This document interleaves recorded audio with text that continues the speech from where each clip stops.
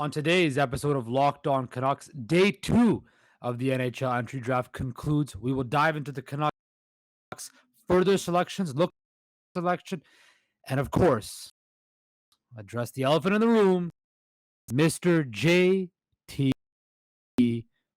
It's Locked On Canucks on a Friday, and it starts now.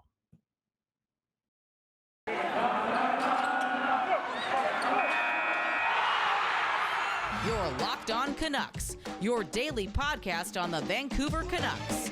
Part of the Locked On Podcast Network, your team every day.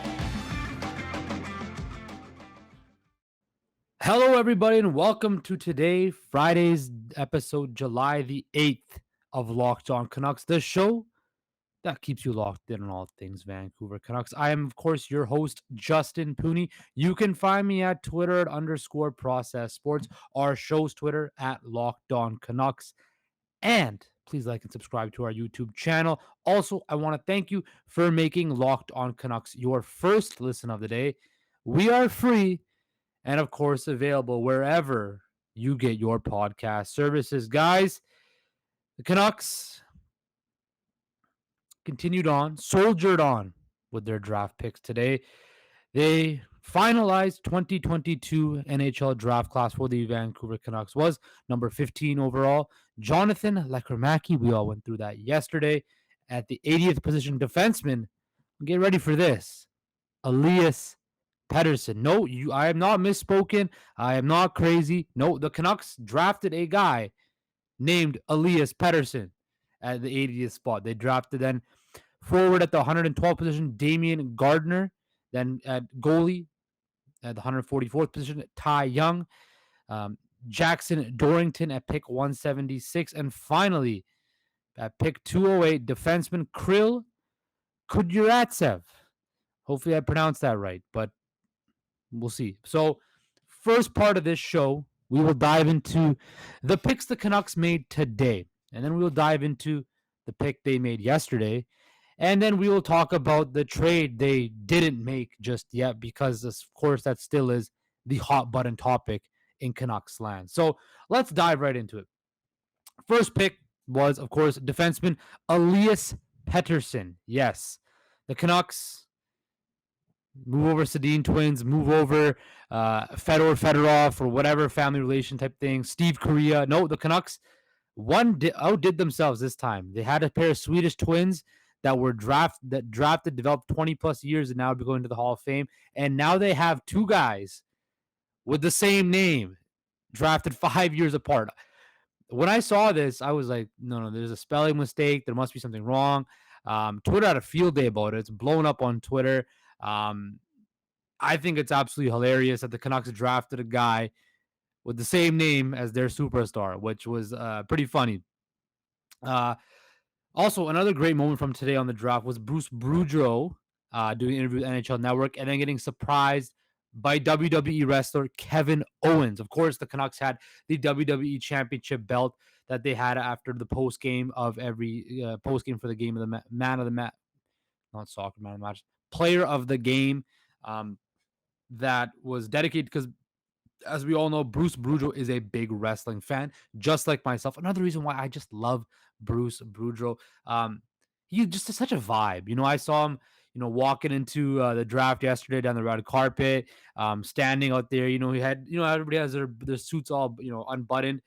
Bruce had his buttoned up. I thought that was kind of funny. Another side note about suits, the Arizona Coyotes doing the matching suit thing, extremely tacky.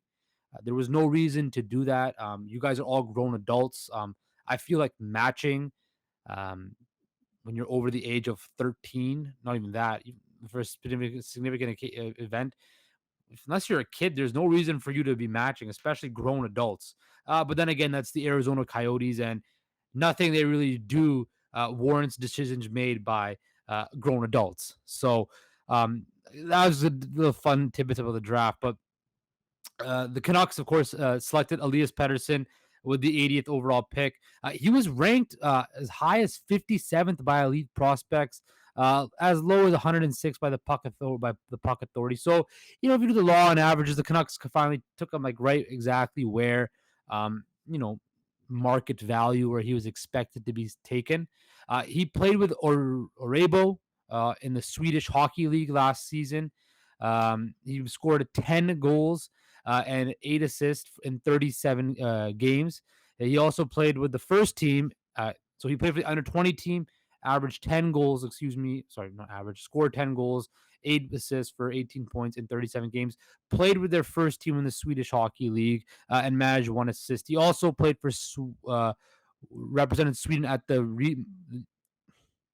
he represented Sweden at the World Under Hockey 18 Championships, went pointless in 6 games, and he won for the team that won the gold medal. He was a teammate, of course, with Jonathan Lekkerimaki. Reports are indicating he's a fluid skating two-way blue liner with size and a solid shot, but he needs to work on his playmaking, using his body more efficiently. But people say he can project to be a second to third pair defenseman. Funny enough, Elias Pettersson's favorite player is Elias Pettersson. I don't think it was that surprising. I don't know if that was just for the media. But again, the Canucks go to their pipeline of Sweden with, of course, Thomas Gradin, and now they got a Michael Samuelsson out there foreseeing the prospects out there. So looking at this pick, if he can project out to be a second to third pairing defenseman, that's, depth defenseman, what the Canucks kind of need. So the next question is with Elias Pettersson, what number will he take? Now we have EP40 already. Will he be EP something else? He was taken at the 80th pick. Maybe he'll be EP80, right? That could work. He could be one of the only defenseman to wear number 80. I don't think any other Canuck has worn number 80, but we'll see. Again, I wanted the Canucks to go defense, and they did that. So I'm glad the Canucks did decide to go in that route and address the back end. So fan of that. Then with the 112th pick, they took Damian Gardner, forward from the from Ontario. He's also about to play in the BCHL for the Chilliwack Chiefs next season. So good news. He's going to be a local kid. You can go watch him play in the BCHL. Again, a probably will be a project. He's going to play in the BCHL, then probably go down the college route. Elite Prospects had him ranked 54th on their list. He's a 6'4", 201-pound center with he was an overwhelming attacker at the high school level. He was a very dominant player in high school. 83 points in 30 games. His play at the USHL was never really reflected his overall impact, but he is a very high impact player. His hockey sense is supposed to be elite. He drives the middle of the lane, exploits his frame. He's a monster along the wall. So the sandpaper that all these J's, man. He's got the sandpaper that Jim Rutherford was talking about. He jumps into battles. He's a net front presence. So he will play the game very well. And again, this will be another depth center here that the Canucks can use because, quite frankly, right now, going forward, the Canucks don't have any depth centers to take the bottom half of their lineup. So we'll see what happens with Damian Gardner, see if he can potentially grow into that. Then the Canucks took Ty Young, the 17-year-old from Alberta, the goaltender. Yeah, so the 144th overall pick, the Prince George Cougars goalie. So again, they went local here. You got a guy who's going to play for the Chilliwack Chiefs, and now a guy who plays for the Prince George Cougars. So all those people complain with the Canucks don't go local. They had a couple local flavors here. He's got raw qualities. Ty Young, the goaltending coach Ian Clark likes his prospects to have a lot of raw talent. Like a blank canvas to work with. His numbers weren't the best. But he has, he's a big goalie at 6'3". He's got elite, he's got technique is impressive. So that's important when it comes to goals. I'm not the best goalie guy to understand, but I know when technique is there, it's important. So the Canucks did take a goalie, and then they filled up their prospect pool, taking another defenseman and another defenseman. So they took Jackson Dorrington and Krill. They took defenseman Krill Kudradze, who's a left-hand defenseman who jumped over to North America, played for the Sioux Greyhounds, 6 foot, 195 pounds, 68 games, 5 goals, 39 assists. So, he had 43 points in the O. Smooth skating blue liners, can move the puck, he can jump defenseman, and he has confidence carrying the puck, which is important. Now, position, you're probably just looking for a guy potentially play in the minors, or maybe make a big.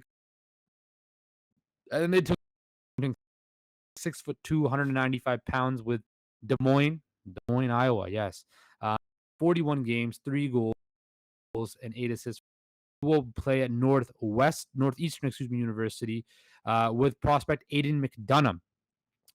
Reports are saying he's a two-way defender who makes calm, poised plays with the puck on his stick at all zones. So you see the trend here that's going on. The Canucks went with guys who can skate and move the puck, which is the way to be successful in the new NHL. The only way you are going to win games in the NHL now is if you play the puck well and you can skate and move the puck. And that is what the Canucks addressed. The defense, the goalie, all in all, I like what the Canucks did this draft. They addressed needs with the defense. They addressed forwards, like a winger, and they added depth at the goalie position, which you can never have enough of. So overall, it's before we give it a grade, I do like what the Canucks did. They got a very high end talent that fell to them in round one, which we will get into after this break, and they filled out holes on their roster follow in the subsequent rounds. So all in all, very good draft. I am satisfied with what I saw. But now we'll see what these prospects look like at prospect camp coming up this weekend in Vancouver.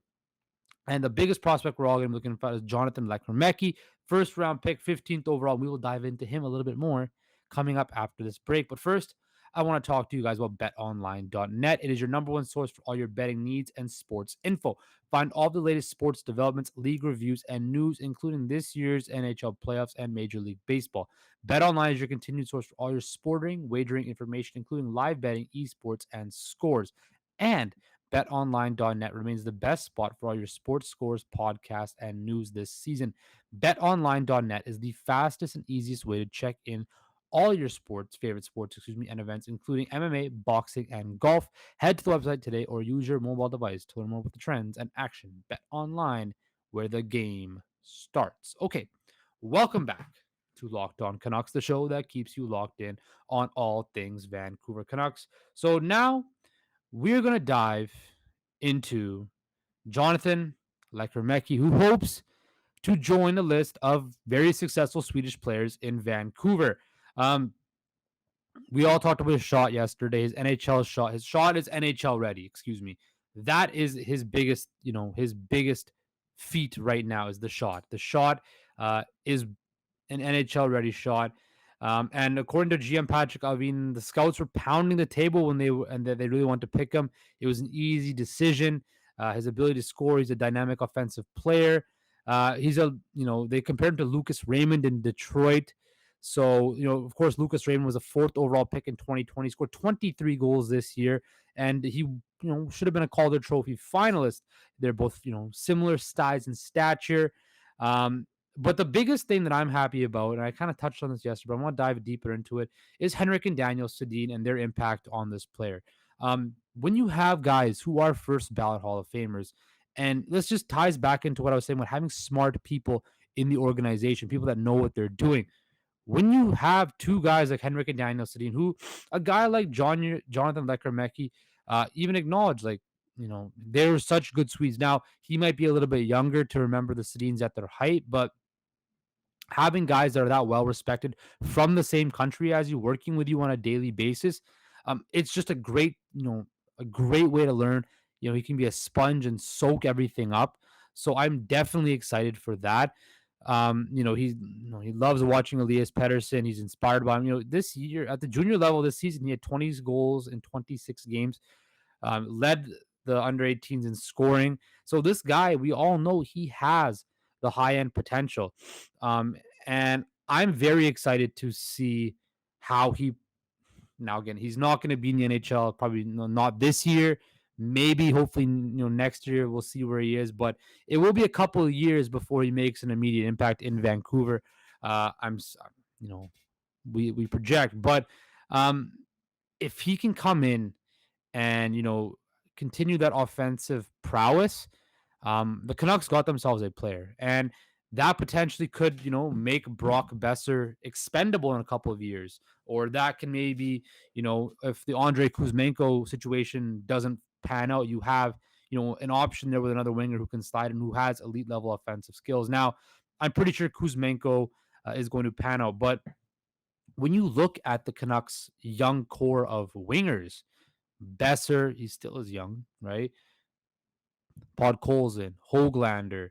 Now you add Jonathan Lekkerimaki, Danila Klimovic. You have young forwards now in the pipeline that, it's a decent pipeline now of young players that are going to be coming up in the system and hopefully develop and become full-time NHLers, which I'd like to see. Now, as much as we hate on Jim Benning and stuff like that, and how the prospect pool was kind of, it was decent, but, nobody was making an impact and stuff like that. Well, we could be seeing some of the fruits of that labor with guys like Klimovic or Podkolzin and Hoglander, especially Podkolzin and Hoglander. I'm expecting big years from them this year as well. And it's just further, the young core or the young prospect core the Canucks are building. That's what I want to see. And that's what I'm excited to see from Jonathan Lekkerimaki. If he can fit into that group, of course, he needs to get bigger and stronger. Playing in Sweden, hopefully his body, fills into his body, gets a bit more size on him. Because remember when Elias Pettersson came into the league, people were worried about his size and his ability to fill out. Now, the other thing is defensively. Can he become a adequate defensive player? That takes time. That I'm not too worried about. That I believe you can teach, you can build upon. But if you have that elite level offensive skill, you can work with that. That's something that you can step in right away and you see the immediate talent, immediate impact. That's fine. The defense and the 200-foot game, that will come after. So there's work to be done. He's a project, but he's got high end skill, a high end, projection. So the Canucks definitely got a very good player in their first round selection. I'm excited to see how he plays in Sweden. I'm sure all of us will be tapped into the Swedish Hockey League to check in on all these Canucks prospects and see how they pan out. So that is very exciting. All the prospects, that was the exciting part of the hype part. Now the sad part that will come after the break is JT Miller. And what the hell is going to happen with that? Because Canucks fans are freaking out about it. So stick around after this final break. We're going to touch on that quickly before we say goodbye for the weekend.